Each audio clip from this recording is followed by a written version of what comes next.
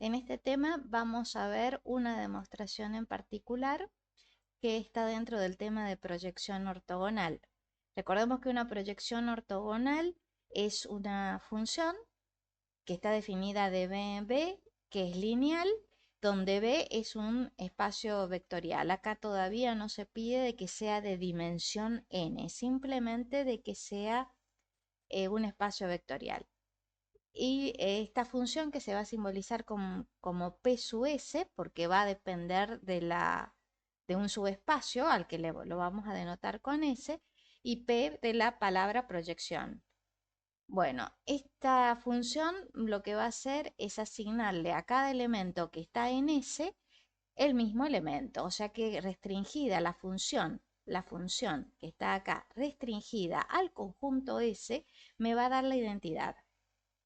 Mientras que si el elemento que yo me tome para calcularle la imagen está en ese ortogonal donde esta cosa era el complemento ortogonal que está en el link de producto interno, le va a asignar el vector nulo de B. Manda todo al nulo. Eso es lo que hace la proyección ortogonal de B sobre S. Y lo que se va a verificar acá es que ahora sí, pidiéndole que su espacio tenga dimensión n, se verifique que se va a verificar que ese elemento es el más cercano, el punto más cercano de X a S. Más cercano, más próximo son términos que se utilizan para hablar de este elemento. ¿Qué significa eso? Esa recta es el conjunto S porque es un subespacio. Para que sea subespacio en R cuadrado, necesita pasar por el origen porque todo subespacio tiene al vector nulo dentro como uno de sus elementos. Entonces, volvamos acá. Tengo el espacio B que es R cuadrado. Tengo el subespacio S que es la recta. Ahora necesito un punto X acá, en este lado. Necesito un X. Ese X obviamente es un elemento del plano. ¿Dónde voy a tomar ese X? Supongamos que yo lo tome por ahí. Al punto A lo denoto con X. Y este, como dije, era el subespacio S. ¿Dónde va a estar P sub S? Yo primero necesito trazar una perpendicular. A esa recta perpendicular lo que vamos a hacer es ponerla punteada porque es una recta auxiliar. Donde se corta esa línea punteada con su espacio S, que sería este otro, ahí nosotros podemos calcular el punto de intersección entre esta recta y esta otra. Ese punto que acá en el GeoGebra me lo está simbolizando con B, ese punto es P sub S de X. ¿Por qué es ese? Porque justamente es el punto más cercano que hay de este X a esa recta, porque si yo después empiezo a trazar otros puntos, supongamos que ahí tengo el X, quiero medir la distancia que hay de X, por ejemplo, a ese punto, de X a este punto, ese punto, este segmento va a medir más, es más largo que este otro segmento, visualmente se ve eso. Lo mismo que si lo tomara un poco más cerca de X, por ejemplo, a ese punto de ahí, sigue siendo más largo ese segmento que este otro, tiene una medida más grande. Entonces, el punto más cercano que hay de este X a la recta es ese que está allí y justamente es el que me va a formar un ángulo de 90 grados con la recta S. ¿Sí? Por eso es que son ortogonales en términos de álgebra lineal, en términos de producto interior. Gráficamente, en R cuadrado ser ortogonales significa que van a ser perpendiculares. Bueno, ¿cómo demostramos entonces o qué significa que P sub S es el punto más cercano de X a S? Y acá abajo está la fórmula que representa eso. La norma de la diferencia entre X menos P sub S de X es igual al mínimo de todas las normas de las diferencias entre X e Y, donde el Y es un elemento de S, tal que la resta, o sea, eso que está acá dentro de la norma, tiene que ser ortogonal al conjunto S. La idea va a ser demostrar que es cierto que esta norma es el mínimo de ese conjunto. La demostración no es difícil, pero tiene esos pequeños trucos que uno no sabe cómo, o sea, en forma natural le costaría llegar a, a ver todo lo que hay que hacer, todos los pasos a seguir para poder demostrarlo. Bueno, si me están pidiendo que este elemento, que es un número real positivo, es mayor o igual que cero, ese número, es igual al mínimo de este conjunto de acá. Lo voy a simbolizar con A al conjunto. Entonces lo que tenemos que probar es que este elemento es el mínimo de A. ¿Cómo se prueba que un elemento es mínimo de A?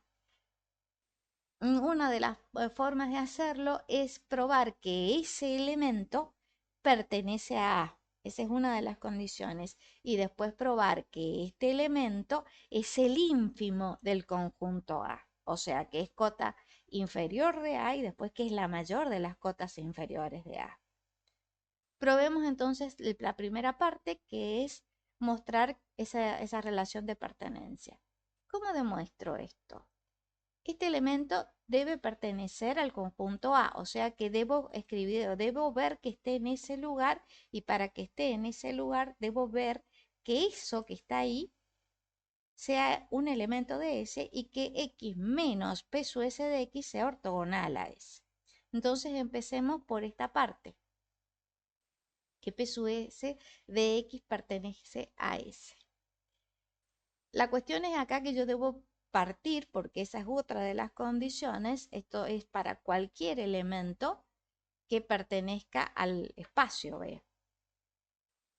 Esa es una de las condiciones. Entonces lo que yo voy a partir de acá es de un elemento. Lo voy a fijar, sea X que está en B, y también, como dije, voy a denotar a todo este conjunto con la letra A, para no escribir tanto y que se vea más fácil lo que hay que hacer. Entonces, tengo ya un X fijo. Si el X está en B, es lo que tengo, ¿no? X está en B, es lo único que tengo. Ahora me voy a ver qué más puedo hacer entre esta relación de pertenencia y todo lo que tengo dentro del ejercicio. Vamos a ver en esta diapositiva qué cosas raras aparecen o de dónde más puedo sacar letra. Y la letra viene de la misma definición de P sub S. Primero necesito un elemento que esté en S y también en S ortogonal. Y yo ahí puedo decir a qué va a ser igual la imagen de P sub S aplicado a cada elemento. Acá lo tengo en B, no lo tengo en S al elemento. Entonces, de alguna manera, tengo que hacer aparecer un elemento que esté en S y otro elemento que esté en S ortogonal. O los dos al mismo tiempo o uno de ellos. Algo que esté en ese o en el ortogonal. Eso es lo que necesito. Entonces, bueno, vamos a ver. ¿Qué era esto? Era el complemento ortogonal. Me vengo al botón que está aquí ubicado y el conjunto ortogonal me da esa definición, que seguramente la vamos a usar, pero yo sigo porque necesito ahora relacionar ese conjunto o este símbolo con el espacio B. Con eso lo necesito. Y X está en B, así que necesito algo más. La definición no me sirve. Me fijo, me fijo, me fijo, me fijo, me fijo. Acá llegué. B es la suma directa, una suma con un círculo, entre S y su ortogonal. Justamente aparecen las dos cosas que necesito para poder aplicar la fórmula. Acá va a ser S. Tengo que buscar este símbolo por acá. Ahí está. El S ortogonal, que sería escribirlo ahí como supraíndice al elemento este perpendicular. Ahí está. Entonces tengo que el X pertenece a esa suma directa. Esto es suma directa de S más su ortogonal.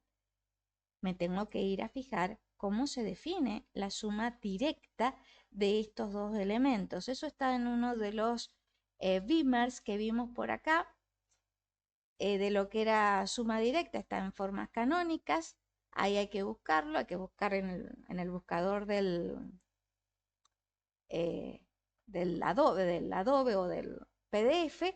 Allí hay que buscar suma directa y nos va a salir. Yo acá, para no perder tiempo, directamente voy a poner qué significa. Que esté acá significa que existe un elemento, llamémosle X', o llamémosle S minúscula, que pertenezca a S. Y también vamos a tener que tomar un S' que pertenezca a este conjunto de acá.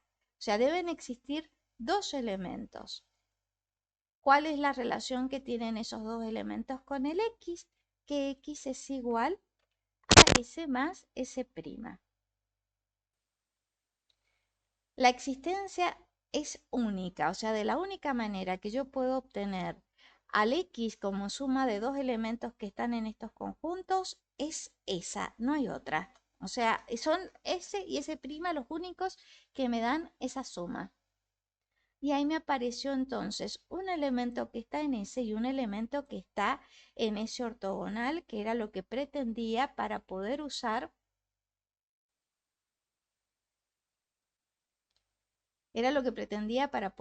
acá en la proyección ortogonal la definición. Entonces, ahora sí, hago aparecer P sub S relacionado con S, pero hasta el momento yo a P sub S acá no lo tengo escrito. Entonces, ¿qué es lo que hago? Es una función, no debo olvidar eso. Entonces, en esa igualdad yo puedo venir y aplicar P sub S, aplico la función a X. Si lo hago de este lado, también lo tengo que venir y hacer de este otro lado de acá. Pero P sub S también es una función lineal. Es lineal, por lo tanto, acá yo puedo distribuir P sub S en la suma.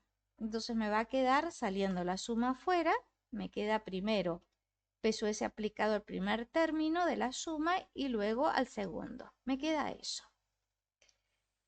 Ahora sí, ya puedo aplicar cuál es la definición de P sub S a los elementos. Entonces, si está en S, es el mismo elemento. Así que acá me va a quedar esto, me queda S. Y este otro de acá me queda el vector nulo. Eso es lo que me dice la definición de proyección ortogonal. Y sabemos que S más el nulo es el mismo vector. Pasemos en limpio. He llegado a que P sub S aplicado a X es igual al elemento S que estaba en S. Pero yo sabía también que la suma de S más S' era igual a X. Entonces lo que voy a hacer es esto. Yo sé esto, entonces reúno todo lo que tengo. En este lugar, donde diga S, voy a escribir peso S de X. ¿Por qué? Porque yo tengo que armar esta resta. Eso es lo que yo tengo que armar. ¿Qué es lo que acá tengo el X y tengo P sub S ya en una igualdad? ¿Qué es lo que hago? Y armo la resta. ¿Cómo? Y tendría que sumar a ambos miembros de esta igualdad el opuesto de P sub S. Me va a quedar esta expresión en este miembro y por este otro lado me va a quedar S'. ¿Bien?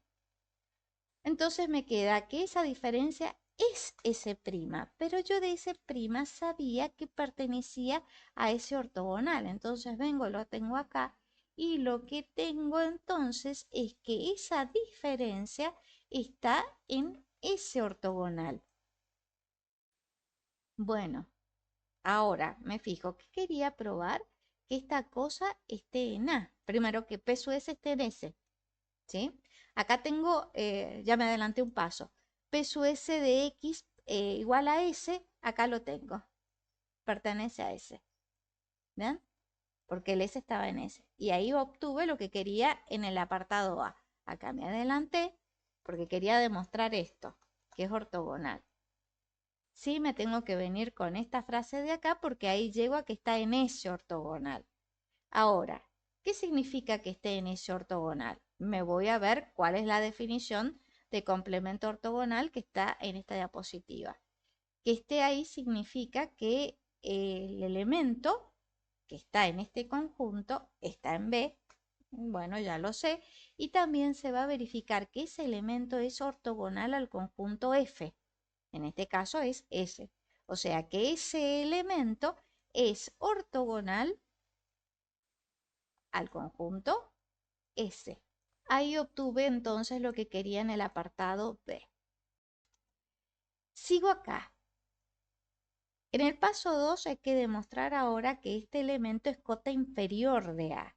La definición de cota inferior es esta que vemos acá, es una universal. Entonces voy a partir de un elemento para fijarlo que está en A. Que el elemento esté en A, mm, va a verificar entonces, me voy a la definición de A, verifica que el M tiene el formato de la norma de X menos Y. Entonces acá yo voy a tener M tiene el formato de X menos Y, donde el elemento Y pertenece a S y la diferencia entre X e Y es ortogonal a S. Esas son las cosas que debo tener en cuenta. Tengo que probar entonces de que este M es más grande que esto, o sea que esa diferencia es mayor eh, que esta norma de acá. Eso es lo que debo probar. Entonces, bueno, vamos a partir de acá a ver cómo hacemos eso. Yo tengo que llegar a esa desigualdad. ¿Cómo hago? Si acá tengo Y y acá tengo peso S, ¿cómo hago para hacer aparecer en esto el peso S? ¿Cómo hago? Y bueno, una de las primeras condiciones que uno puede, una de las técnicas que uno puede emplear acá es sumar y restar peso S. A ver qué sale. Porque acá yo tengo que esto es un vector que está en B, así que si yo le sumo el neutro de la suma, que es el vector nulo, no me altera la igualdad. Y por la existencia del opuesto, vengo y al nulo lo reemplazo por peso S menos peso S. Bien, y ahí tengo el vector nulo y por eso por eso sigo conservando la igualdad. Ahora, ¿qué puedo aplicar? A todo esto, esto vendría con un paréntesis. Puedo aplicar asociativa y armar las dos expresiones que tengo esta expresión, esta es la que me interesa, x menos peso s. Entonces voy a aplicar asociativa y conmutativa y voy a asociar este elemento, acá saco el paréntesis un momento, tengo estos dos. Bien, ahí los asocio. Y ahora voy a asociar estos dos. Como acá hay un menos con el i, lo voy a poner acá, lo voy a conmutar y también los voy a asociar. Bien, y me queda la suma de dos vectores. Es cierto, hay una diferencia ahí, pero lo que me interesa es que hay una suma de dos vectores. Entonces me voy a fijar de todas las propiedades que tengo, a ver cómo trabajo con la norma de una suma de dos elementos. Vamos a ver qué es lo que tenemos dentro de este Beamer con la norma de la suma de dos elementos. Primero vamos a las propiedades básicas. Nada me habla de normas. Sigo. Por acá tengo otras propiedades importantes. Acá ya aparece la norma, acá me aparece con una desigualdad, pero con el módulo complejo. Así que esta no me sirve porque acá no tengo módulo complejo. Hasta el momento no aparece el módulo complejo. Así que esa queda descartada. Acá hay una desigualdad, ¿bien? Donde aparece justamente la suma de dos vectores menor o igual que la norma de cada uno. La cuestión es que si yo quiero utilizar esto, veamos, si yo quiero utilizar esto, la desigualdad tendría que venir para este otro lado. Así debería venir. Pero yo quiero probar que el m es mayor y acá me aparece menor. Así que esta desigualdad queda descartada. Acá tengo una igualdad, acá me aparece una suma, pero también me aparece una resta, perdón, me aparece la suma de dos vectores, pero también acá está acompañada con una recta y aparece esto como que hay mucha información si yo aplico esto. Lo puedo hacer, pero como que hay mucha información. Así que esta es candidata para usarse, pero no es la primera opción. Veamos qué más hay. Sigo y me vengo por propiedades, a ver que si hay alguna. Acá hay una norma, pero no hay suma. Vamos a empezar desde el principio, por acá. Acá. Acá aparece una norma y aparecen sumas. Y aparecen cosas que son ortogonales. Y justamente tengo cosas ortogonales dentro del ejercicio. Así que el teorema de Pitágoras es candidato a ser usado. Para poder trabajar, ahí tengo la norma, la suma. Primero tengo un cuadrado. Entonces veamos, lo puedo introducir el cuadrado y a todo, porque hasta acá, hasta el momento, es todo desigual, es igualdad. Entonces, no hay problema que yo eleve el cuadrado acá, cada miembro que obtuve hasta el momento. Tengo cuadrados. Listo, tengo entonces el cuadrado de una suma, acá lo tengo. Ahí tengo un vector y ahí tengo el otro.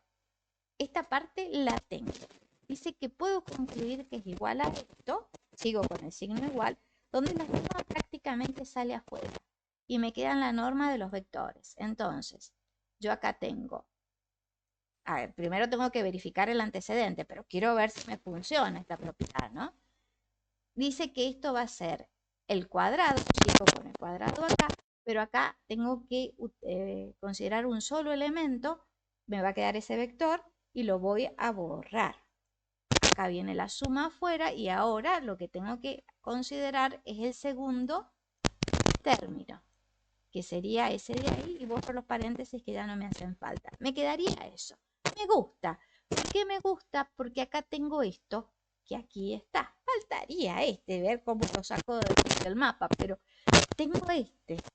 Así que me gusta Pitágoras. Vamos a ver entonces si se verifica el antecedente, porque esto es una implicación Pitágoras.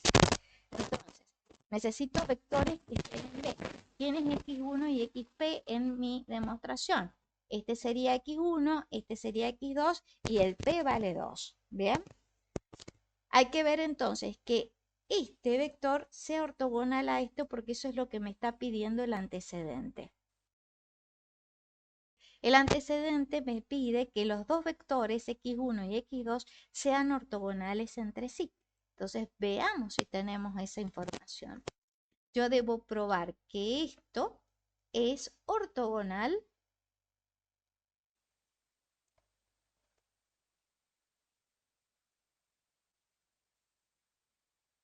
a este elemento de acá. Veamos, ¿qué sé de esto? Porque recordemos que tengo varias partes previas, ¿no? Una de las partes previas me decía que x menos p sub s era ortogonal a s. Eso es lo que me decía el ítem B. Entonces, lo que yo tengo acá es eso. Esto significaba que recién lo escribí, que cualquiera sea el elemento, ya no puedo utilizar la letra I, voy a tener que usar una Z que pertenezca al conjunto S, al que está de este lado. ¿Qué va a pasar? Que este elemento es ortogonal al elemento Z, cualquiera sea el Z que esté en este. Eso es lo que significaba que un vector sea ortogonal a este, que es lo que vimos en las relaciones de ortogonalidad. Entonces ahora tengo una universal en base a esta propiedad. Necesito un elemento que esté en S. Yo acá, en el lugar de Z, ¿qué es lo que quiero? Este elemento. Necesito saber si esto está en S. Es una recta. Ese es su espacio. Entonces vamos a ver si cada uno de ellos está en S. En el apartado A tengo que el P sub S de X está en S. Entonces tengo esto, sé esto. Y me estaría faltando saber qué pasa con I. Bien, ese I necesito ver qué está en ese. Vamos a rastrear dónde apareció I, dónde apareció acá. Ahí está. Y también está en ese. Entonces, teniendo ya esa conjunción, como el S es su espacio, tengo que la diferencia es un elemento de S, porque recordemos que ser subespacio era ser cerrado para la suma y el producto de un escalar por un vector. Entonces, en este caso yo tengo una suma de dos vectores, acá esta es la notación de este elemento más el opuesto de I. También, si I está en S, su opuesto también está en S. Entonces, ahí están los dos vectores que al sumarlos los denoto de esta manera y están en S. Así que de acuerdo a esta universal ya puedo escribir en el lugar de la letra Z esta diferencia y poder concluir acá que este elemento es ortogonal, toda esta resta es ortogonal a ese otro. Ya tengo entonces las condiciones que me andaba pidiendo Pitágoras. Tengo el antecedente. Listo, ya puedo entonces hablar de la igualdad que me estaba haciendo falta acá. Entonces, esta igualdad que todavía diríamos que no la tenía que escribir, me queda ahí. Me vengo ahora, digo m cuadrado, que me quedó igual a esta suma.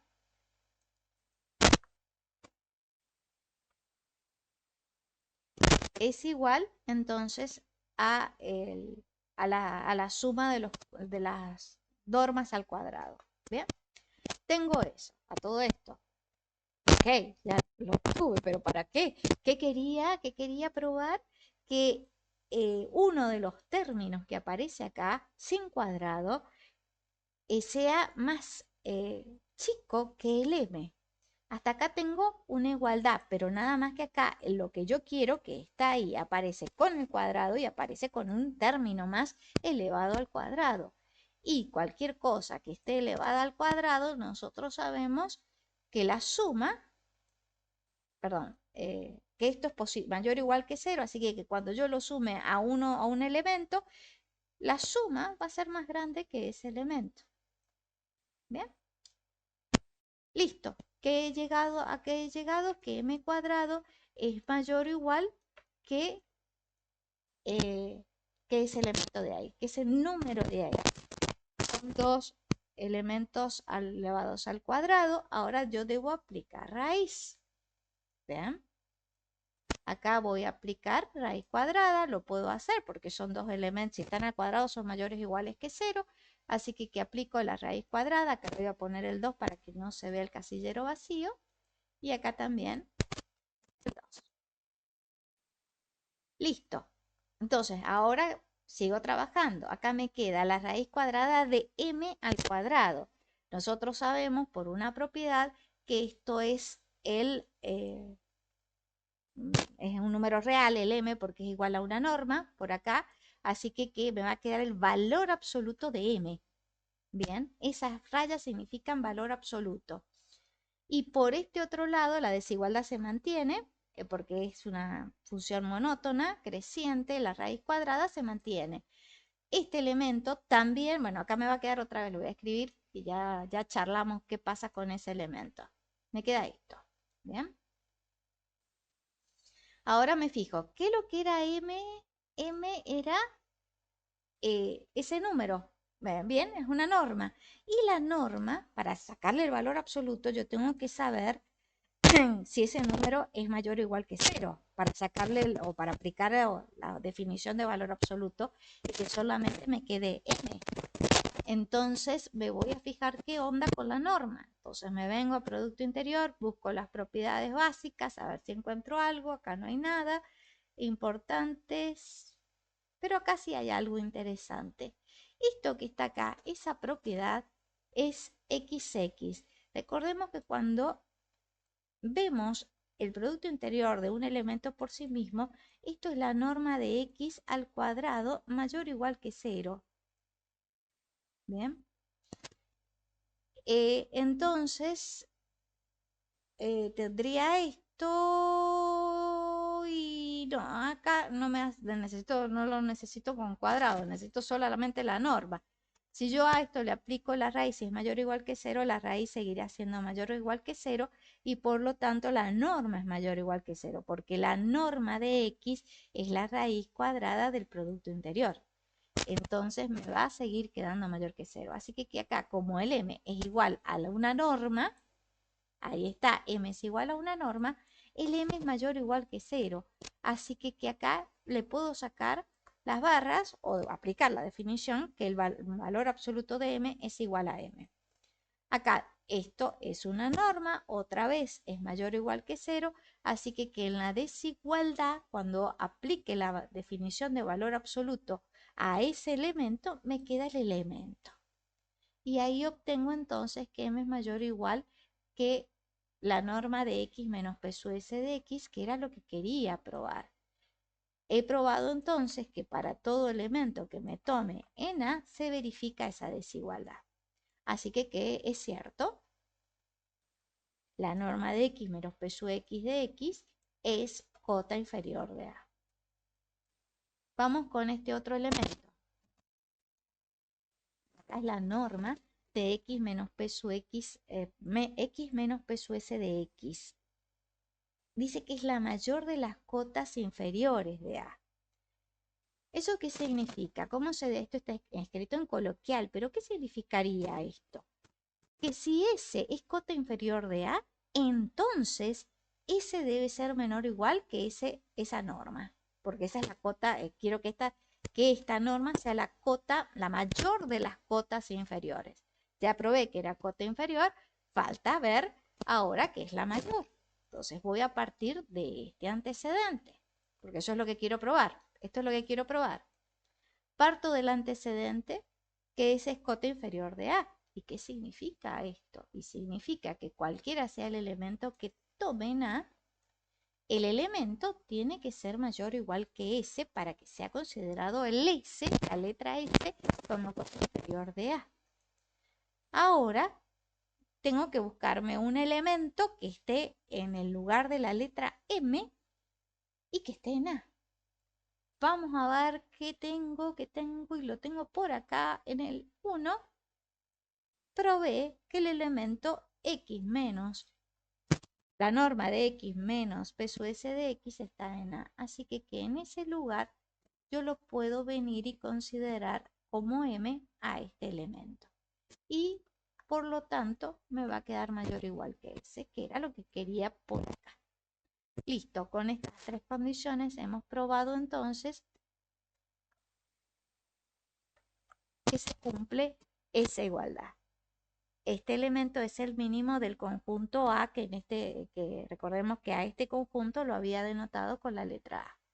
¿Bien? Listo. Es una demostración que tiene sus bemoles. Hay que ver qué es lo que se va aplicando, porque empiezan, cuando más propiedades hay, la cosa en vez de facilitarse se convierte peor, porque ¿por qué camino tomo? Y es por descarte, así, uno va tanteando, va viendo qué es lo que tiene, qué es lo que no tiene, y rogando a Dios que vayan saliendo las cuentas y que se llegue a buen puerto. Bien, la clave acá está cuando se aplicó esta suma, ver que esto era mayor o igual que 0 y que esa suma era mayor o igual que esto. Para mí esa es la clave de todas, más allá de Pitágoras, porque por Pitágoras uno va descartando las propiedades que hablan de la suma de dos vectores y ya está. Llegamos a Pitágoras. Lo que no llegamos es cómo sacarnos de encima ese término. Hay que acordarse de ese, que es un detalle que no tiene nada que ver con este tema, sino que es algo ya de aritmética pura. Hay que acordarse de eso. Y la otra, por supuesto, es sumar y restar P sub S en este lugar. ¿Bien? Hacer aparecer el nulo y hacer aparecer la diferencia. Una propiedad que esa técnica uno la aprende cuando trabaja con la noción de límite en cálculo 1, en análisis matemático 1. O sea, en nuestra cabeza está, más allá de que nos trabajamos con límites o que trabajamos en cálculo 1, en algún momento sale esa propiedad, trabajándola y recordándola un poco, que se puede llegar a hacer a partir de esto. Listo, y con eso entonces ya damos por terminado lo que es el tema de ortogonalidad con una demostración que no era tan sencilla. Ahora sí, vamos a hablar del último tema del curso, que son las formas de Jordan. Para hablar de formas de Jordan, tenemos también que hablar de otra forma, que es la forma racional. En realidad serían dos temas, pero a la forma racional, que no es tan relevante como las de Jordan, siempre se ve dentro de este tema. ¿Bien? Entonces, ¿qué es lo que es la forma racional? Para verlo necesitamos algunos conceptos previos y después de que tengamos la forma racional tenemos que encontrar otro concepto o trabajar con otro concepto que se llama base racionalizante.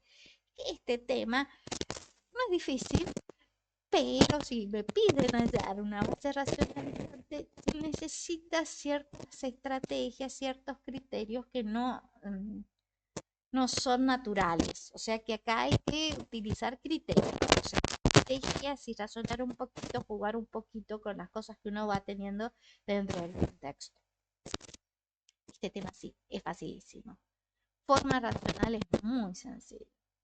Para verla necesito tres conceptos previos y para recién llegar a la forma canónica racional.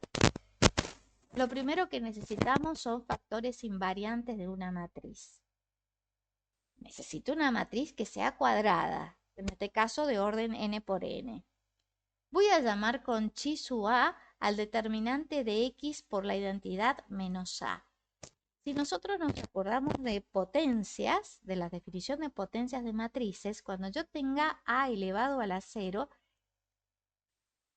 esa potencia de a elevado a la 0 es lo mismo que la identidad. O sea que esa diferencia yo la puedo escribir de esta manera. La x acá está figurando como una indeterminada porque cuando se calcule el determinante de esa resta, me va a quedar un polinomio en la indeterminada x. Lo voy a simbolizar entonces a esta expresión con chi sub a. ¿Por qué lo escribo así? Porque si uno está en la calculadora de matrices, para poder sacar el determinante de esta resta, tiene que introducir la matriz A y la identidad.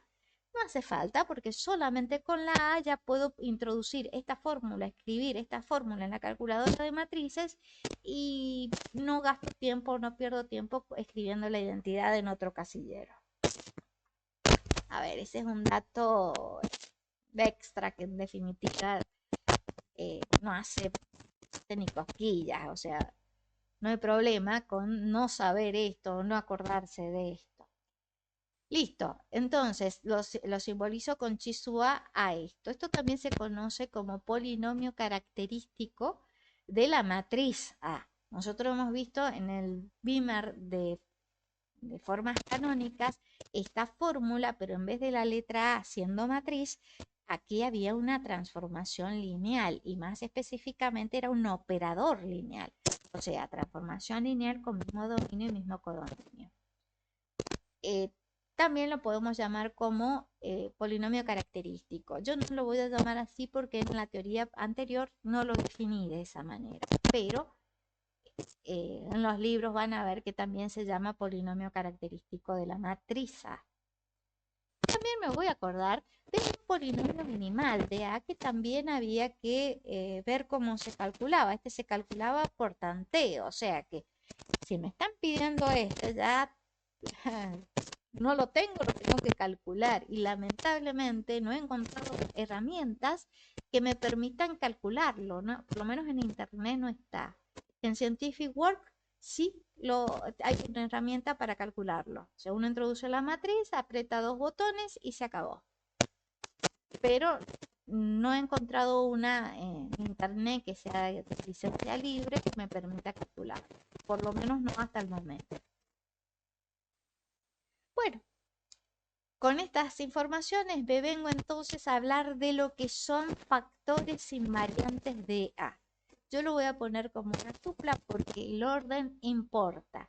El orden se entiende con los subíndices, o sea, en los paréntesis no hace falta, pero cuando es un tema nuevo y algo bien rebuscado que nunca se ha visto, necesito la mayor claridad posible. Acá el orden de los polinomios importa. Estas cosas, estas P1, P R son polinomios. Ahí está. son polinomios. No cualquier tipo de polinomio. Tienen que ser polinomios mónicos, o sea que el coeficiente principal de cada uno de estos polinomios es igual a 1. Y eso también me va a llevar a decir que el grado de cada uno, sobre todo el de P sub R, es mayor o igual que 1. Bien, eso es lo que me va a decir que sean mónicos, es lo que debo tener presente. Y otra cosa que tengo que tener presente, que esa letra R que aparece ahí no puede pasar del orden de la matriz A, o sea, no puede tener, el R no puede superar la cantidad de filas o de columnas que tenga. Bueno, ahí tenemos las dos primeras condiciones. ¿Qué pasa con la tercera condición? Justamente el que viene en ese lugar es el polinomio minimal. Gran dato, polinomio minimal es el que está en el primer lugar de esa tupla. Y la otra condición es que el resto se va dividiendo uno el anterior se puede dividir por el posterior, ¿bien? O el posterior divide al anterior. Eso es lo que es la otra condición que se debe cumplir. Ya vamos a ver en unos ejemplos, a ver cómo me doy cuenta de esta condición, que parece asusta bastante, pero no es tan complicada. Vamos a ver qué trucos podemos aplicar para saber que se cumple esta condición para decir que son factores invariantes. Esta condición es muy rica porque involucra un montón de cosas. Yo acá he puesto las dos principales. Primero, si el posterior divide al anterior, los grados van a ir en forma decreciente. O sea que acá va a ir un grado, el que le sigue va a tener un grado menos, un grado menos. Va a ser de grado más chico. No sé si exactamente uno menos. Grado más chico. A lo que sí yo tengo que llegar y terminar al último, y el último tiene que terminar lo máximo en grado 1. O sea, lo mínimo, grado 1, no lo máximo. Lo mínimo para P sub R es que tenga grado 1. Bien, esa sería la pauta de, de que debo tener en base a todo lo que vengo diciendo. Los grados entonces van a ir apareciendo en forma decreciente en esa tupla y como el primero es el polinomio minimal, todos los polinomios van a dividir a m sub a y esa es una propiedad transitiva que cumple la relación divide en polinomio. La relación divide en polinomio significa, lo voy a escribir por acá, pongamos que yo tengo que un polinomio Q divide a un polinomio P. Según lo que nosotros aprendimos en las carreras, Hoffman lo da de una manera distinta a esto. Yo no sé si es un error de Hoffman o qué onda, pero lo da al revés lo que voy a decir acá. Si yo tengo esto, perdón, acá es P. Si yo tengo que Q divide a P, significa que P es igual a ese Q que está ahí arriba multiplicado por otro polinomio que tengo acá. Eso significa que Q divida. Entonces, la idea va a ser eso, ir buscando identificar el que está arriba para ver por cuál elemento, por cuál vector lo tengo que multiplicar y que de esa manera me dé, cuando lo multiplique, a P sub I. ¿Bien? Eso sería lo crucial. Y algo importantísimo para que sean factores invariantes de A es que cuando haga el producto de todos ellos, me dé el polinomio que me da este determinante, o sea, el polinomio característico de A. Eso es crucial para hallar la curva racional, ese producto. O algún otro tip que viene, que está en formato de propiedad, va a ser la siguiente, que si yo tengo uno de estos vectores que tiene el formato de x menos b, o sea que este va a ser un polinomio de grado 1, x menos un número, o x solo, x menos un número. Bueno, ese número es un autovalor de A. ¿Qué significaba que sea un autovalor de A? Que ese número debe estar en el conjunto de raíces de este polinomio intersecado con el cuerpo K. O sea, tengo que identificar cuál es el cuerpo con el que estoy trabajando en la matriz A. Cuerpo o anillo, ojo, porque las matrices también yo las puedo definir en anillos directamente para poder tener todo el aparato que me trae la estructura de anillo conmutativo con unidad. Bien, si es cuerpo, mejor. Pero la idea es que sea anillo para hablar de autovalor. Listo. O no de hablar de autovalor, sino de hablar de esta intersección. Bueno, esas son las condiciones entonces que debo tener para factores invariantes. Ya vamos a ver cómo calcularlos. Otro dato que necesito es el de matriz compañera de un polinomio. Yo tengo un polinomio, no cualquier polinomio. El polinomio tiene indeterminada x, ahí está. La indeterminada es x. Los coeficientes están en k, o sea que esos lambdas que aparecen ahí están en k. Este polinomio no es cualquier tipo de polinomio, sino es un polinomio mónico. ¿Por qué me doy mónico? Porque me fijo cuál es el grado de este polinomio. S. ¿Y por qué sé que S es el grado? Porque el coeficiente principal o el coeficiente de este grado, de este término, es 1, porque no hay nada ahí. Entonces es distinto de 0. Así que este término va a ser el de mayor grado que aparezca en esta suma. Y entonces el grado es S. Bien. Es un polinomio mónico porque el coeficiente principal es 1. O sea, es distinto de 0. Y es mónico porque es exactamente igual a 1. Este S también tiene que ser natural. O sea que 0 no puede ser. Acordémonos que hay polinomios de grado 0, que son justamente los polinomios escalares. Por ejemplo, si yo escribo P igual a 3 por X a la 0, este es un polinomio de grado 0. Y nosotros sabemos que cuando tenemos esto simplemente lo denotamos como el número 3. Bien, pero si lo veo en el contexto de polinomio, al 3 digo que es un polinomio, en realidad es este polinomio. Esta es una notación. Bueno, en este caso no puedo ocurrir. Sí o sí tengo que tener grado mayor o igual que 1. Y voy a simbolizar con A caligráfica sub P a una matriz de orden S por S. O sea que esta matriz tiene una letra clara porque va a ser una matriz importante en este contexto. Esa matriz tiene que tener la misma cantidad de filas y de columnas que coincidan con el grado del polinomio P. Y ahí tiene la relación entonces de esa matriz con el polinomio. La primera relación, misma cantidad de filas y de columnas que el grado de P. Pero además, la A sub P debe tener este formato tan especial. Se va a llamar matriz compañera de P o matriz asociada a P. Cualquiera de esos dos nombres se utilizan los libros. El más usado a nivel internet, entre comillas, a nivel internet, es matriz compañera de P. O sea, en los apuntes aparece ese tipo de frase. Los apuntes que están en internet. Ahora, Hoffman le llama asociada, por ahí le pone compañera, pero más que nada le pone asociada. Cualquiera de los dos nombres está bien, a mí me pareció mejor la palabra compañera porque ya tenemos varias matrices asociadas a distintos objetos a lo largo de todo el curso, así que compañera me pareció una palabra distinta para poder identificar este tipo de matriz.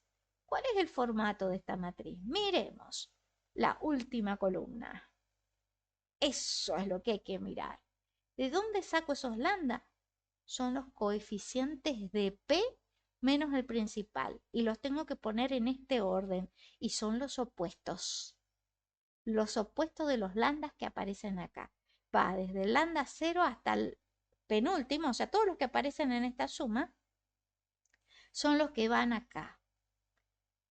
De esa manera yo ya tengo que empezar a sospechar de que es una matriz compañera si acá aparecen los elementos del polinomio. ¿Y qué otra cosa tengo que ver justamente esto que está acá. Eso que está ahí es la identidad, ¿bien? De grado S-1, porque la matriz es de orden S por S. A esta parte yo le estoy sacando la fila de arriba, un pedazo de la fila de arriba y una columna. Así que esa identidad es de orden S-1 por S-1. Y la parte de arriba, esa parte de ahí, es la matriz nula, que tiene una sola fila y S-1 columnas. Esa es la matriz compañera de un polinomio.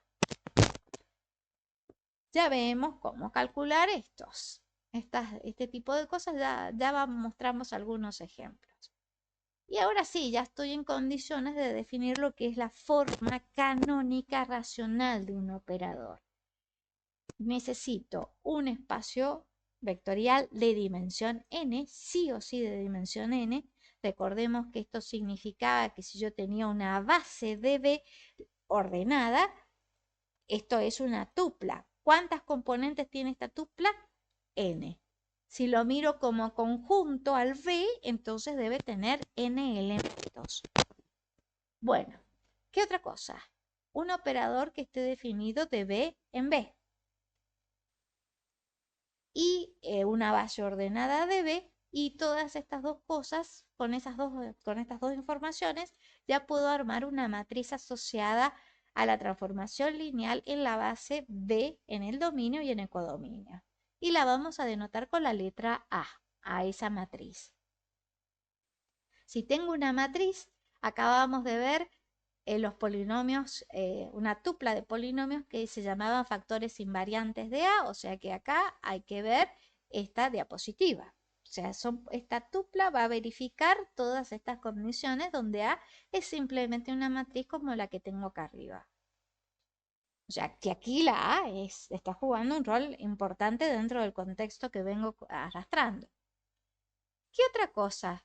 Ahora voy a considerar la matriz compañera de cada uno de estos polinomios que son los factores invariantes de A. Acordémonos que la habíamos denotado con una letra A caligráfica. Acá le voy a poner su I para no poner A sub P sub I, porque acá la matriz compañera la habíamos denotado con A sub P.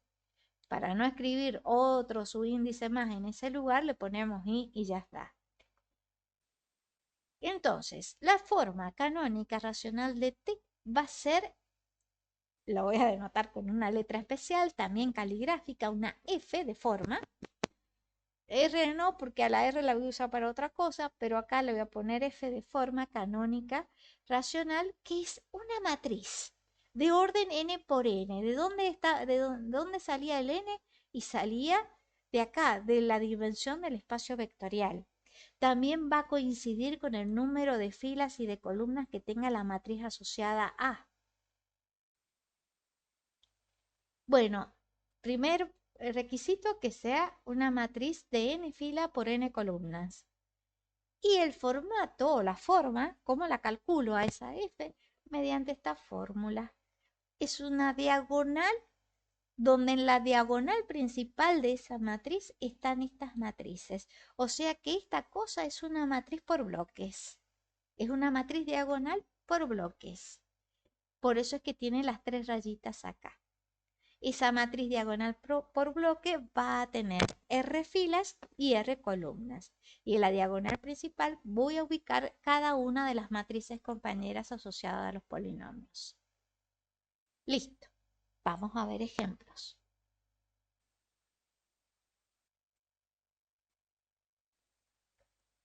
Después, si me da tiempo, vamos a ver esta propiedad de acá, que era otra de las que quedaba del Beamer anterior, del tema anterior. Es muy fácil de demostrar, pero estaría bueno ver cómo se trabaja. Bueno, lo que yo voy a hacer acá es calcular la forma canónica racional primero. Después veremos cómo se calcula la base racionalizante. Hay que seguir una serie de pasos para calcular la forma canónica racional. El primer paso es ver los datos que tenemos. Tengo que identificar cada una de estas cosas. Después va a ser calcular el polinomio minimal de A y el polinomio característico de la matriz A, que es la asociada al operador que me están dando, y después los voy a factorizar. ¿Cómo voy a calcular el polinomio característico? Voy a utilizar la calculadora de matrices, voy a introducir la matriz A que me dan acá en el enunciado y voy a después calcular el determinante con esta fórmula. Bien, o sea, esto lo voy a, en vez de escribir esto, voy a escribir esto de acá. Y con eso es suficiente. Una vez que tengo eso, voy a calcular el conjunto de raíces del polinomio que me queda acá. Lo voy a calcular, pero acá voy a utilizar GeoGebra. ¿Bien? No voy a utilizar la calculadora porque la calculadora vimos que tenía algunos problemas para darnos el conjunto de raíces. En GeoGebra vamos a usar ese comando, vamos a tener que escribir el polinomio característico que me da la calculadora y luego vamos a calcular las raíces del polinomio y de ahí lo vamos a factorizar. Porque si tenemos las raíces lo podemos factorizar. El otro paso, el siguiente paso va a ser calcular los autovalores y bases de espacios propios. Eso era lo mismo que se hizo en el Beamer anterior o en las tareas anterior a este tema. Y después vamos a hallar los polinomios invariantes de A partir de estos dos datos que he construido en los pasos anteriores. Y acá hay que tener una serie de tips. Después vamos a formular las matrices compañeras y por último la forma canónica. Y creería ya que el miércoles que viene vamos a calcular la base racionalizante. Me dan de dato el T. Tengo la base ordenada que no me dicen que a qué es igual, tampoco me dan la fórmula del T. Pero sí me dan la información de la matriz asociada, que es de una matriz de orden 3×3, y el polinomio minimal. Me dan estos dos datos. Entonces, en el paso 0, lo que me estaría faltando identificar es el número n, que lo vamos a sacar de la matriz. Acá el n es la dimensión de B, pero por la definición de matriz asociada es justamente la cantidad de filas de la matriz. Entonces n vale 3, la matriz asociada también me la están dando de datos, así que el paso 0 ya tengo toda la información. En este paso, en el minimal, ya me dan de dato el polinomio minimal. En el paso 1 me dan de dato el polinomio minimal, faltaría calcular este dato de acá.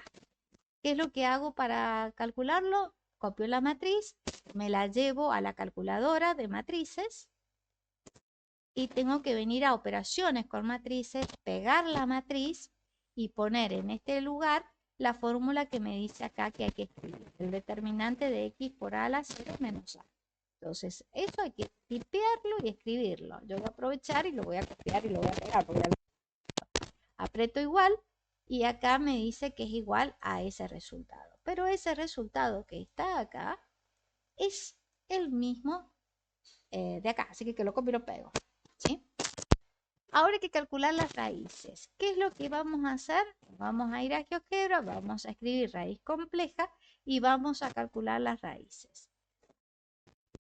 Todo ese comando lo pego en esa entrada y en el lugar donde diga polinomio, escribir la letra M. Aprieto acá.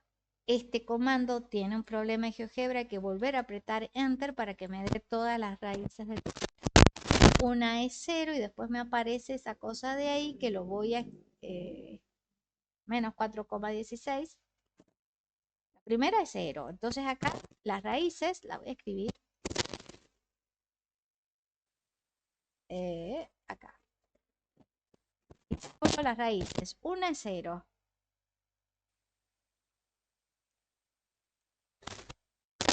La otra era menos 4,16 y la otra 0,16. Entonces esas dos son... Bien, voy a corroborar a ver si las escribí bien. Está. Estamos. Esas son las raíces. Bien, todas reales. Y lo que hay que hacer ahora entonces es venir y escribir esto con estas raíces de acá. Yo acá voy a utilizar esto de acá, para verlo. Bueno, acá el científico no me quiere factorizar en base a estas raíces de acá. Si vuelvo a apretar factor para este polinomio me va a seguir dando el mismo. Así que hasta ahí me quedaría. Solamente me va a respetar 0. Claro, no te da exacta la raíz, las raíces ahí, pues te queda, el discriminante te queda raíz de 73. Acá es Sí, aproximado. sí. Ahí entonces es una factorización aproximada que de nada me sirve. Pero esa sería con la factorización que me quedaría. Y abajo, fíjense que el polinomio minimal y característico es el mismo resultado, así que ya tengo la factorización. Bueno, la única que me está sirviendo acá es la 0 porque es la más exacta de todas las raíces. Ya cumplí con ese paso. Vamos a calcular los autovalores, que era venir y hacerlo con esta fórmula. Esos son los autovalores. Después vamos a ver los autovectores. Acá vamos a considerar los reales intersecados con el conjunto de raíces que me vuelve a quedar aparentemente lo mismo, el mismo conjunto, ¿no? Ahí está, me queda el mismo conjunto. Ya tengo los autovalores establecidos. Y lo que voy a hacer ahora es venir y con esta matriz y me voy a ir a la calculadora de matrices, porque quiero los autovectores también. En realidad quiero las bases de los espacios propios. Entonces acá en calculadora de matrices copio la matriz o la escribo a la matriz y ahora escribo encontrar y ahí tengo los resultados de los valores propios. Ahí están las raíces, por eso me dan una raíz de 10, son todas reales. El problema está que son números con raíces y por eso el GeoGebra me lo da aproximado, no me lo da con una raíz. No importa. En realidad cuando son estos valores, lo que sí me sirve el cálculo de las raíces con GeoGebra es venir y corroborar con la calculadora que efectivamente esas son las raíces que obtengo. Con los polinomios preciosos que me quedan, con los vectores, que son autovectores muy bonitos. Y esos autovectores hay que acordarse de que son las bases de los espacios propios. Entonces hay que escribir beta 1, que ese sería mi beta 1, lo vamos a escribir por acá. Beta 1 va a ser igual a 0, lo voy a etiquetar. Beta 2 va a ser igual a este número que era aproximado, hay que acordarse de ese detalle. Y el beta 3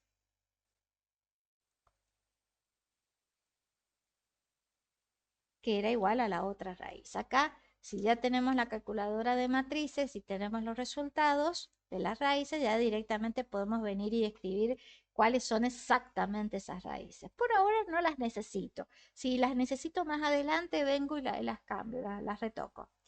Ya tengo entonces los autovalores, ahora falta escribir los autovectores, que sería venir y copiar esta lista de vectores. Para el lambda 1, beta 1, que yo lo etiqueté beta 1, me va a dar ese vector en la base.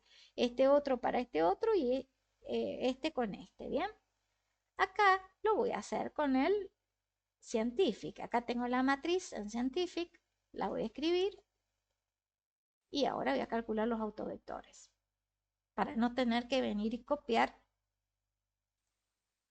lo que me dio la calculadora, ¿bien? Porque yo me va a costar un poquito. Bueno, estos son los autovectores. Van a jugar un rol importante, no en este contexto, pero sí cuando calcule la base racionalizante. Por ahora los tengo ahí a mano, ¿bien? Sigamos. Ahora sí, pasamos a calcular los polinomios invariantes. A ver ahí.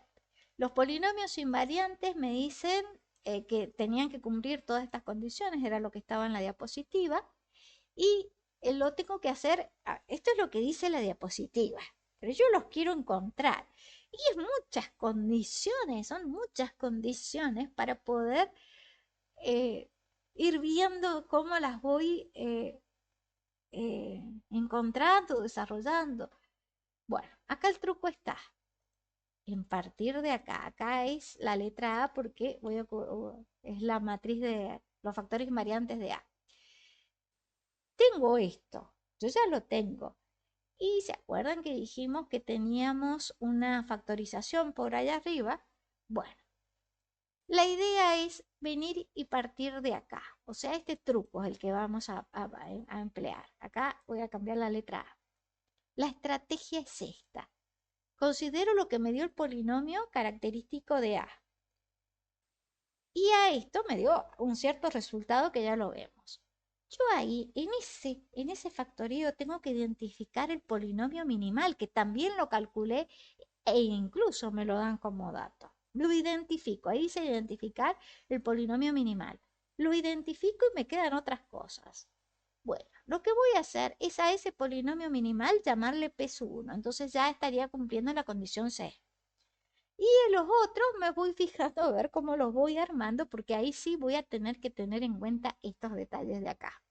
Y esto, visualmente, voy a verlos acá, a partir de esto de acá.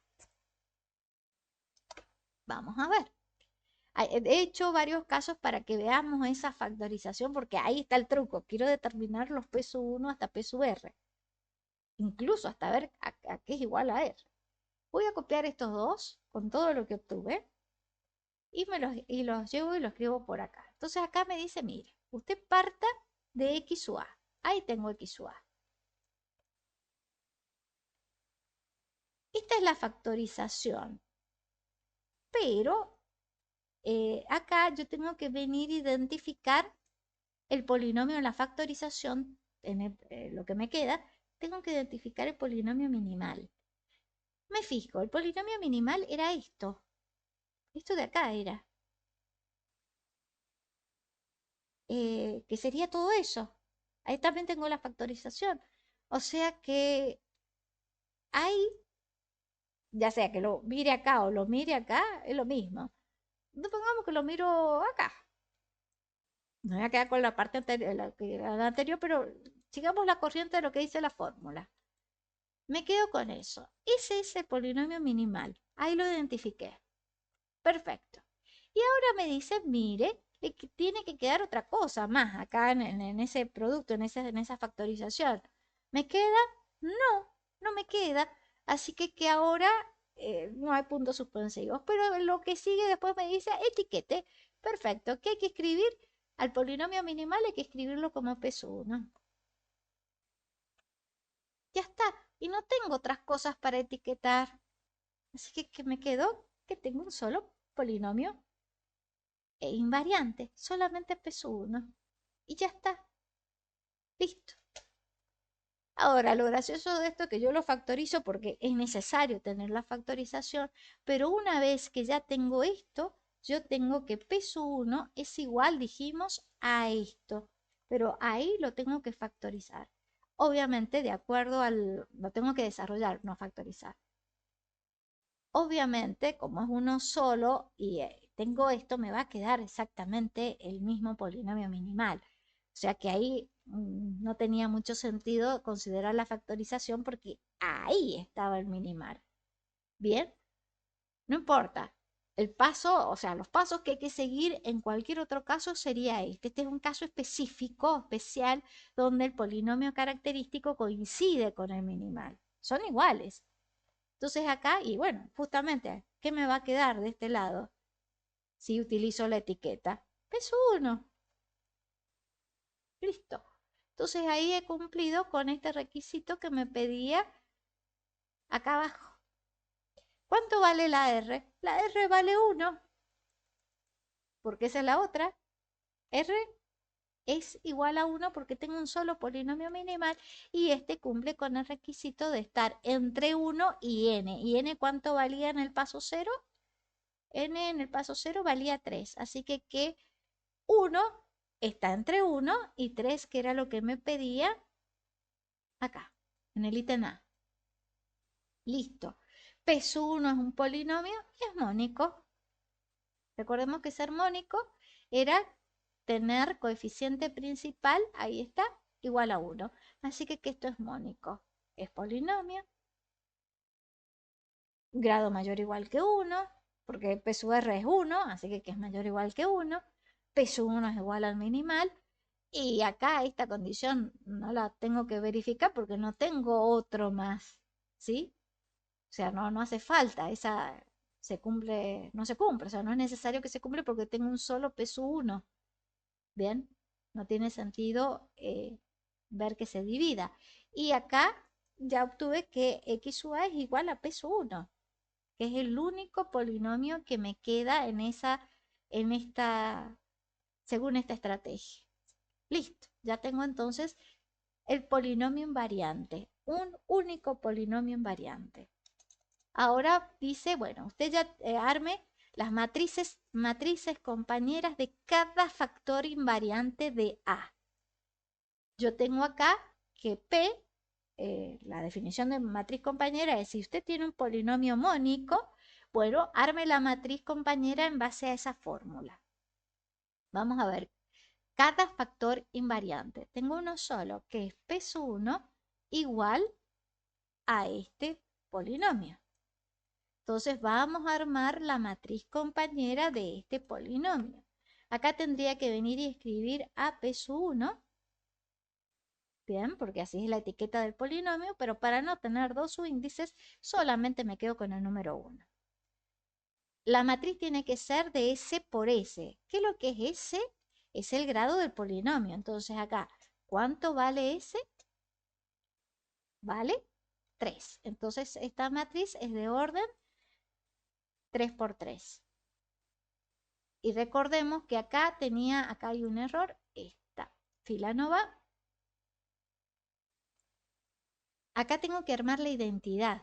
La identidad es la que tengo que armar de un número más chico, con la cantidad de filas, un número más chico que el S que aparece ahí. Acá está 3, entonces acá yo tengo que quedarme con una matriz de identidad de orden 2 por 2.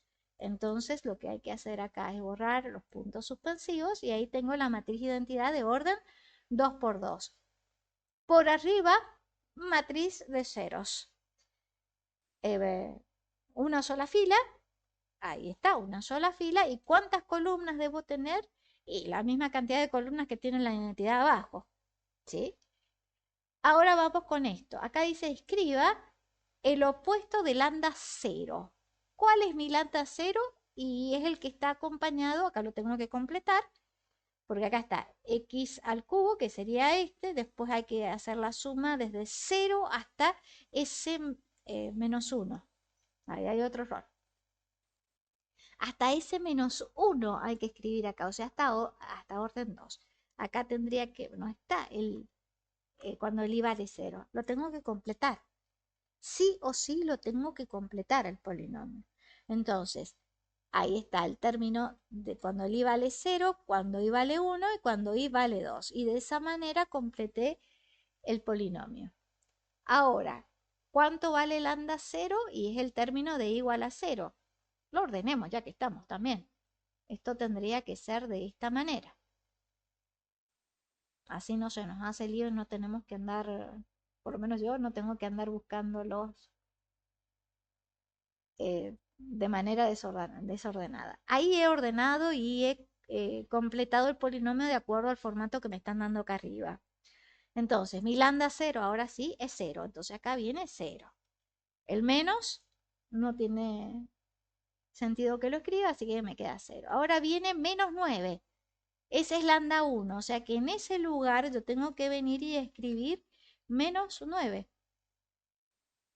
¿Bien? Y menos por menos es más, así que acá me queda 9 positivo. Y acá viene S menos 1, que sería hasta, ahí sería lambda 2, porque el S valía 3.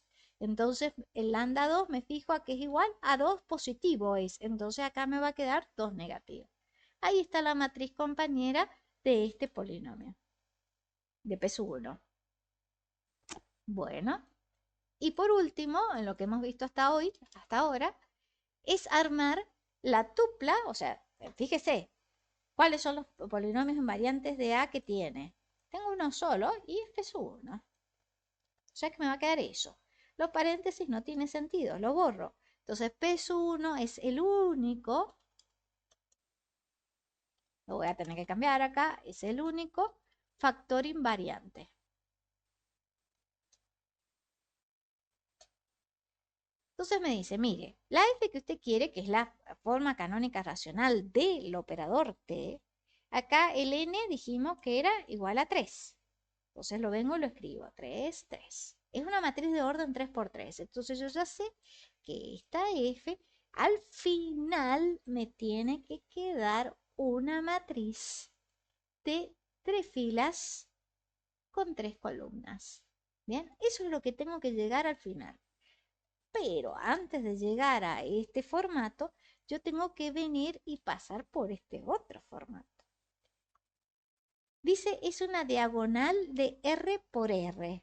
O sea que acá, si yo vengo y reemplazo cuánto valía R, que también lo determinamos por acá arriba, ahí está, el R valía 1. Entonces, vengo y escribo en este lugar 1 por 1. O sea que acá sí pongo un igual. Ahora voy a construir esta matriz en bloques. Es una matriz que tiene una fila y una columna. Y acá adentro tengo que llegar hasta A sub R y R valía 1. O sea que acá voy a llegar solamente con una única matriz. O sea que esto yo lo tengo que venir y escribir en el único casillero que tengo ahí. Lo escribo. Ahora, ¿qué es lo que voy a hacer? Voy a buscar qué me dio A sub 1 y lo voy a escribir en ese lugar. Entonces me fijo por acá arriba, ahí estaba A sub 1, la escribo. En ese lugar borro y escribo A sub 1. ¿Y qué hay que hacer ahora? Sacar los corchetes. Y bueno, al sacar los corchetes me va a quedar simplemente que f es igual a eso. Y ahí está. Esa es la forma canónica racional de t. Listo. Después, ¿esto cómo seguiría? Calcular una base racionalizante. Ya les explico de para qué toda esta historia, qué me interesa esta matriz, qué relación tiene con la letra T, para qué la quiero. Veremos, a ver qué es lo que se obtiene después. Vamos con otro ejemplo, porque la idea ahora es ver cómo calcular los factores invariantes de la matriz. Eso es lo que me está importando. Vamos con este. Datos, el T, ¿lo tengo? No, me dan simplemente, me dicen que es un operador y nada más.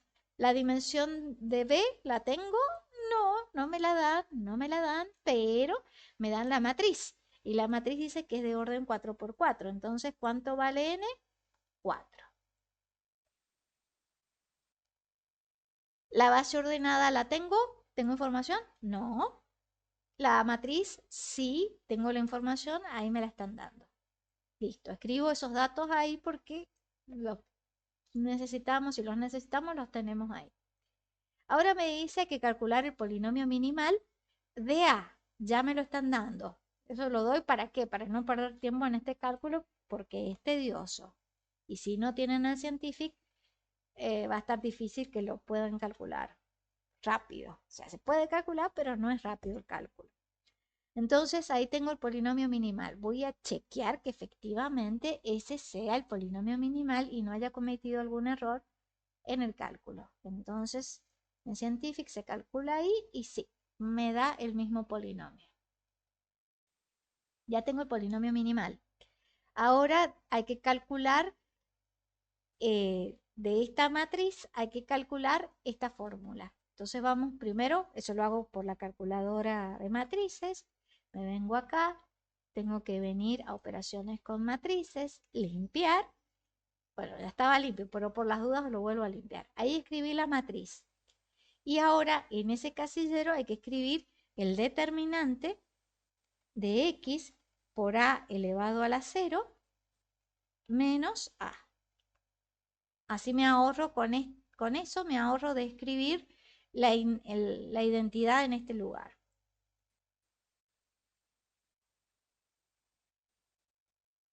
Acá apreté el signo igual y me da ese resultado de ahí. Entonces lo copio, me lo llevo por acá para decir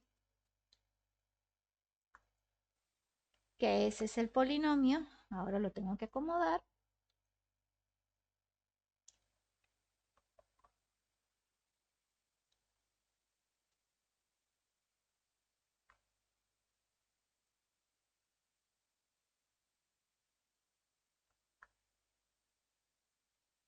Ahí está. ¿Qué hay que hacer ahora? Factorizarlos. ¿Cómo hacemos eso? Me llevo esto, me voy a GeoGebra, escribo el polinomio. Acá no le voy a poner etiqueta M porque no, ya usé la M más arriba para no borrarlo, lo escribo ahí. Y acá tengo que escribir entonces raíz compleja, que sería esto. Ahí está. Y acá adentro voy a escribir la etiqueta que le puso GeoGebra, que es la letra F. Otra vez tengo que tener cuidado con las raíces. Acá fíjense que es menos 2 más 0i y la otra es 1 más 0i. O sea que me queda menos 2 y 1. Esas son las raíces de acá. Por lo tanto, esto me va a quedar x era menos 2, entonces acá me va a quedar más 2, porque es menos menos la raíz. Acá es x, perdón, x menos la raíz, entonces me queda signo positivo.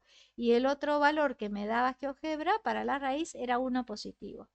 Así que acá me queda menos 1. Ahí está factorizado el polinomio este de acá. Y ahora vamos a hacer lo mismo con este otro. Hay que ir a GeoGebra y calcularlo, pero yo lo tengo más rápido desde acá. ¿Bien? Y ahí me quedan entonces factorizados los dos polinomios. Vamos a calcular los autovalores de los valores y autovalores propios. Los autovalores se calculaban mediante las raíces, que ya los tengo acá, las raíces. No escribí ese detalle, pero si lo hago por acá, me queda esto. Ahí calculo ya las raíces, que era 1 y menos 2. Bueno, entonces ahora hay que calcular los autovalores, que era con esa fórmula.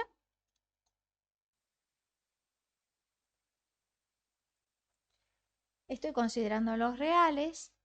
¿Puedo considerar los complejos? Sí, también, pero bueno, le pongamos los reales para ver si hay qué torpezas puedo o qué impedimentos me puedo llegar a encontrar si considero los reales.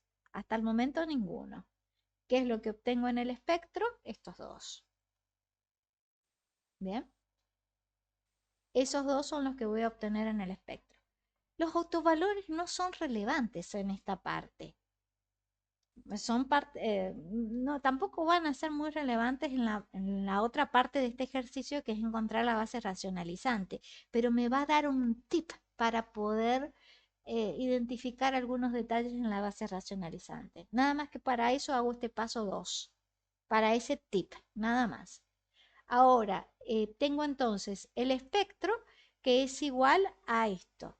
¿Qué dice? Ahora en la calculadora de matrices hay que calcular los autovalores, que van a ser estos de acá, y escribir la matriz A y luego encontrar. Bien, y la respuesta que obtenemos será la lista de raíces, que van a formar parte de cada uno de y los vectores, perdón, la lista de raíces con los vectores que forman la base de cada uno de los espacios propios. Entonces, yo acá lo voy a hacer vía Scientific. Esto, ¿cómo sería en la calculadora? Se escribe la matriz y se pone justamente en ese link, en ese enlace, y se aprieta a encontrar y ya se obtiene la lista. Entonces ahora lo que yo hago acá para no tener que ir y volver es calcular los autovectores. Acá me importan los autovectores. Son más importantes estos antes eh, que los autovalores. Bueno, para el 1 tengo una sola base del espacio propio y para el menos, bueno, una sola base siempre voy a tener. Tengo un solo vector dentro de la base y acá tengo 3 vectores para el otro autovalor. A esto los voy a poner entre corchetes. Son matrices lo que me da. Bueno, sigo. Ya tengo ese paso resuelto. Ahora que viene, determinar los factores invariantes de la matriz.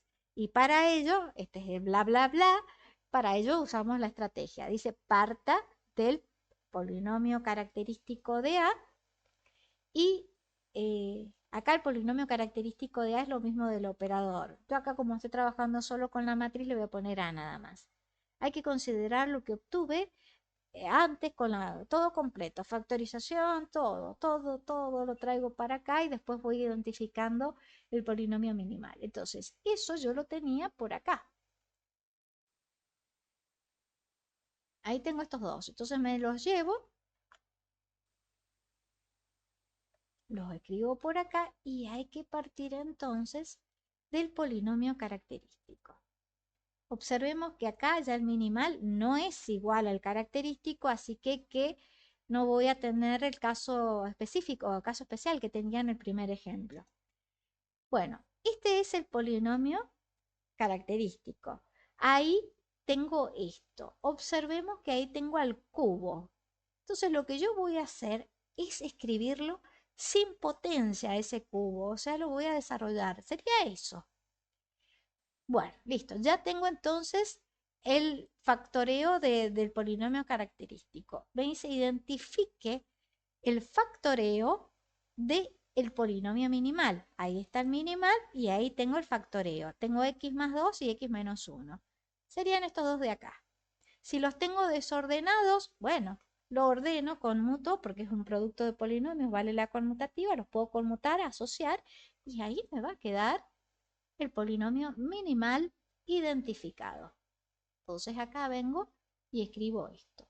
Este va a ser m sub a. Listo, ya lo identifiqué.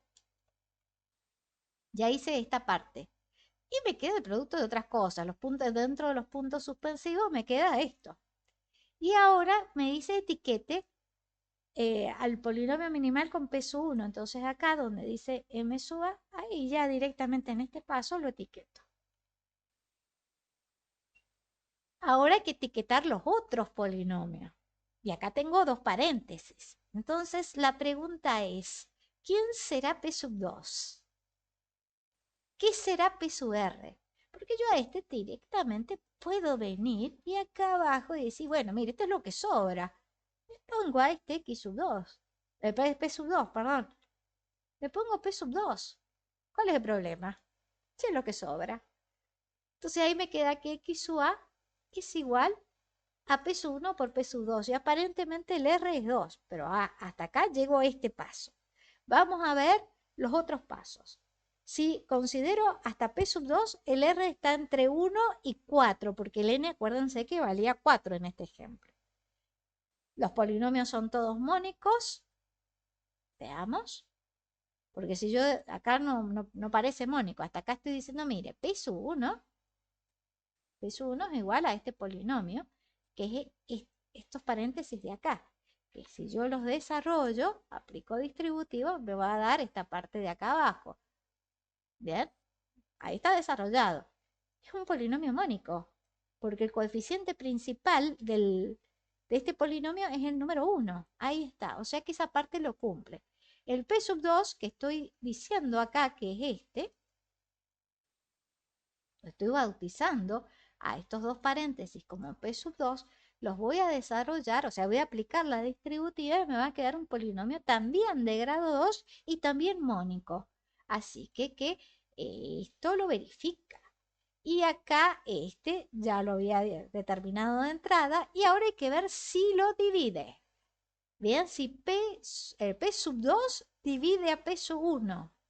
Para empezar, yo me voy a dar cuenta de eso si el grado de p sub 1 es más grande que el de p sub 2. Mayor o igual, dice. El grado del p sub 1 es 2. El de 2 es igual, así que hasta aquí lo cumple.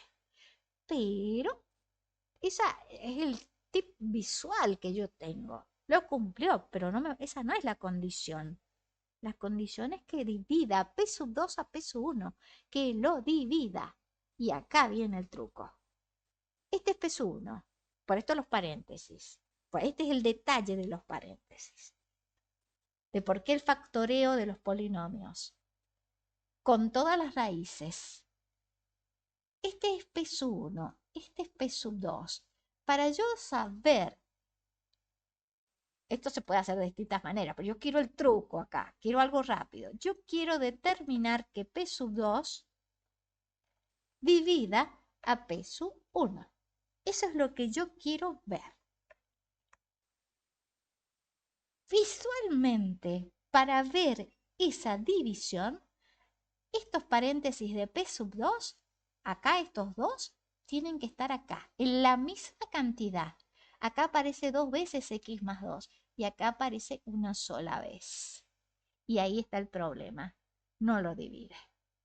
Así que la elección de P sub 2 que hice no sirve. Acá uno tiene que volar, vuela este. Si hay 3 paréntesis, voy sacando de a uno. De a un paréntesis lo voy sacando fuera de lo que estoy etiquetando como P sub 2. Bien, y vuelvo a hacer el análisis otra vez de vuelta. Entonces acá me queda como, se entendió eso, ¿no? De cómo ver esa división. Los paréntesis que yo dije que estaban acá en P sub 2, los dos tienen que aparecer acá. Aparece uno. Me falta uno, no sirve. P sub 2 de esta manera no sirve porque estos dos tienen que estar sí o sí acá adentro. Entonces saco de a un paréntesis. Tengo dos. Con uno que saque ya está. Y me queda que P sub 2 es igual a este. Si acá me hubiesen quedado 3 paréntesis en P sub 2, saco uno fuera y me quedan dos. ¿Qué hago? Escribo los 2 paréntesis, lo desarrollo y vuelvo a hacer todo el análisis. La cuestión es que P sub 2 entonces me queda en este caso fácil. Es igual a x más 2. Y ahora me vuelvo a fijar. Es mónico. P sub 2 divide a P sub 1 y ahora sí, porque este paréntesis es uno solo y uno solo está exactamente el mismo acá adentro. Así que esa parte la cumple. Así que ya tengo la división, el requisito de la división y hasta acá voy, hasta ahí. Ahora me está faltando porque tengo otra cosa más. Hay que ver hasta dónde llega R. Listo, entonces hasta ahí está. Me queda entonces esto, etiquetar lo que me sobra. Y vuelvo otra vez con el mismo razonamiento de recién. Etiqueto lo que sobra, en este caso es uno solo, y este será P sub 3. Y me vuelvo a fijar. ¿Este paréntesis divide a P sub 2? Sí, porque mire, hay un solo paréntesis x más 2, que es el mismo que está acá, lo divide. Así que P sub 3 es cierto que divide a P sub 2. Así que listo, P sub 3 es ese polinomio que está ahí arriba de esta etiqueta. Y de esa manera hemos determinado los factores invariantes de la matriz A. Y ahí entonces digo que R vale 3 en este caso. ¿Bien? Recordemos que el R, denme un segundo.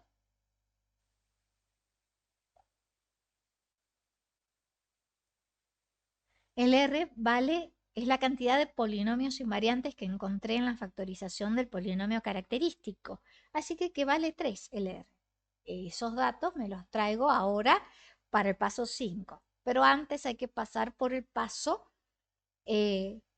4, que es allá las matrices compañeras. Ahora tengo 3 polinomios, me los traigo a los 3 y para cada uno voy a encontrar la matriz compañera. Entonces, acá encuentro la matriz compañera, me va a quedar A sub P1, va a ser A sub 1 directamente. La matriz compañera va a ser S, el grado del polinomio, en este caso es 2 el grado, así que acá va a venir una matriz de orden 2 por 2. Y pongo los coeficientes del polinomio de atrás para adelante, acá como están escritos, de atrás para adelante con signo cambiado. Este es menos 2, así que acá me va a aparecer 2. Y de este otro término es 1 positivo, así que acá me aparece 1. Y acá arriba siempre va al 0 y debajo la identidad, que en este caso, otra vez tengo acá mal la fórmula, y acá también. Ahí va la identidad de un grado menor que lo que dice acá. Si acá es 2 por 2, entonces adentro me va a quedar la identidad de orden 1 por 1, que en este caso es 1. Vamos con este. A sub 2 en este caso va a ser igual a una matriz que va a tener el mismo orden que el grado del polinomio, que en este caso es 1. Entonces acá me queda una matriz de orden 1 por 1. Acá me queda 1 por 1. ¿Cómo armo la matriz acá si tengo esta parte adelante y acá los coeficientes? ¿Quién gana? Porque acá tengo un solo casillero. ¿Qué gana acá? Van a ganar los coeficientes principales antes que esta parte. Entonces, ¿cuál es el coeficiente principal? Perdón, los coeficientes del polinomio son los que ganan. Tengo que empezar desde el lambda 0 en adelante para escribir acá. Y bueno, el lambda 0 es este. Cambiado de signo es menos 2. Me queda eso. ¿Y qué es lo que va a ocurrir con el otro si es el mismo? Y voy a obtener la misma matriz compañera, nada más que esta vez le voy a poner 3. Listo. Me vengo ahora a la forma racional de T. Entonces, lo que sé que la matriz tiene que ser de orden del mismo cardinal de la n. ¿Cuánto valía n? 4. Eso es lo que determinamos por allá arriba en los datos. Acá. El n vale 4 en este caso. Entonces ya tengo que la f tiene ese formato. Es una matriz 4 por 4. Pero lo más importante de esto es esto. Acá tengo que ver el valor de r. Al r lo determinamos por acá arriba, valía 3. Entonces, en ese lugar escribo 3 por 3. Es una matriz de 3 por 3 lo que tengo que armar acá. Entonces escribo la matriz, 3 filas, 3 columnas. Y en la diagonal principal, porque es una diagonal, tengo que venir y escribir esto. Antes voy a armar esto de acá adentro. La r valía 3. Entonces acá me va a quedar A1, A2, hasta A3.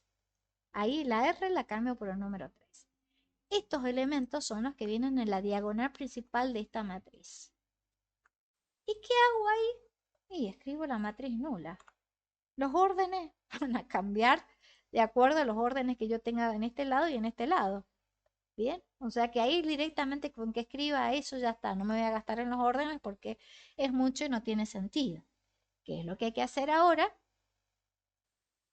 Venir y escribir en ese lugar lo que obtuve en ASU1 por acá arriba, que era esta matriz. Entonces vengo, la copio y la escribo. En ese lugar hay que escribir lo que obtuve por acá abajo. Bien, esta matriz era de orden 2 por 2. Esta otra era de orden 1 por 1. Entonces, esos numeritos de ahí me van a servir para saber cuáles son los órdenes de las matrices nulas. Acá esta matriz nula va a tener la misma cantidad de filas que esta. Acá dice 2, hay 2 filas, entonces va a tener 2 filas. ¿Cuántas columnas va a tener esta matriz nula? Va a tener la misma cantidad de columnas que esta otra. Hay una columna, 1 acá. Acá lo mismo. ¿Cuántas filas? 2. ¿Cuántas columnas? 1. Así que el orden acá se va a respetar. Vamos con esta.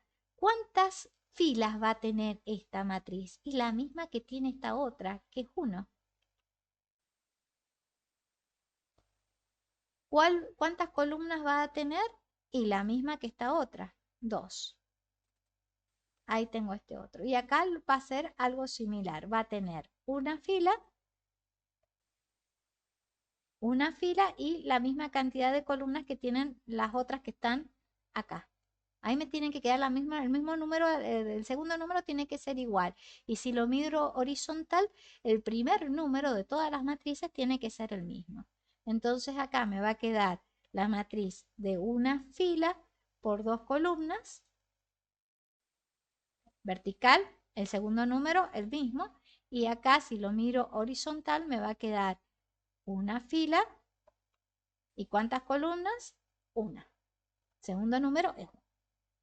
Con esa información ya estoy en condiciones de armar, lo voy a escribir por acá abajo, puedo armar esta otra matriz, o sea, sacando los corchetes.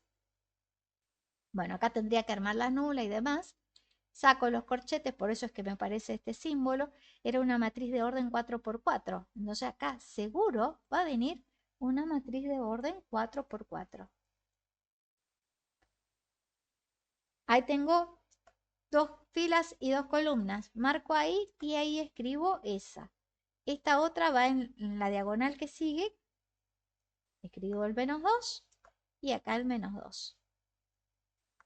Y los casilleros vacíos, en ese lugar, ahí, 2 por 1, en esos dos tengo que escribir 0, 0. Acá es 2 por 1, 2 filas y una columna, 0, 0. Acá, una fila, 2 columnas, sería eso, 0, 0. Acá, una fila, 2 columnas, con 0, 0. Acá, una fila y una columna, ese casillero. Una fila y una columna, ese casillero. Y ahí obtuve la forma canónica racional.